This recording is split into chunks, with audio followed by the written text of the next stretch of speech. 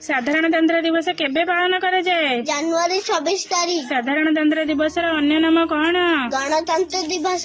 ସାଧାରଣତନ୍ତ୍ର ଦିବସ କାହିଁକି ପାଳନ କରାଯାଏ? ଏହି ଦିନ ଭାରତର ସମ୍ବିଧାନ କାର୍ଯ୍ୟକାରୀ ହୋଇଥିଲା। ଭାରତର ପ୍ରଥମ ସାଧାରଣତନ୍ତ୍ର ଦିବସ କେବେ ପାଳନ କରାଯାଇଥିଲା? 1950 ମସିହା ଜାନୁଆରୀ 26 ତାରିଖ। ଭାରତରେ କେଉଁଠାରୁ ପ୍ୟାରେଡ୍ ସହ ସାଧାରଣତନ୍ତ୍ର ଦିବସ ଅତି ଧୁମଧାମରେ ପାଳନ କରାଯାଏ? ନ୍ୟୁ ଦିଲ୍ଲୀ ରାଜପଥ ଠାରେ। ସାଧାରଣତନ୍ତ୍ର ଦିବସରେ କେତୋଟି ସେନା ଯୋଗ ଦେଇଥାନ୍ତି?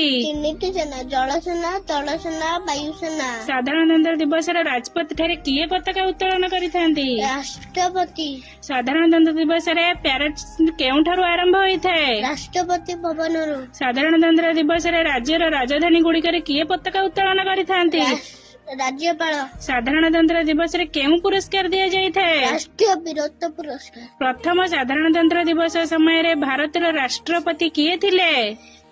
ଡକ୍ଟର ରାଜେନ୍ଦ୍ର ପ୍ରସାଦ। ପ୍ରଥମ ସାଧାରଣତନ୍ତ୍ର ଦିବସ ସମୟରେ ଭାରତର ପ୍ରଧାନମନ୍ତ୍ରୀ କିଏ ଥିଲେ? ପଣ୍ଡିତ ଜବାହରଲାଲ ନେହେରୁ। ଭାରତର ଅନ୍ୟ ନାମ କଣ? ଇଣ୍ଡିଆ ଓ ହିନ୍ଦୁସ୍ତାନ। ଆମ ଦେଶ ଭାରତ କେବେ ସ୍ୱାଧୀନ ଲାଭ କରିଥିଲା? 1947 ମସିହା ଅଗଷ୍ଟ 15 ତାରିଖ। Thank you. Thank you.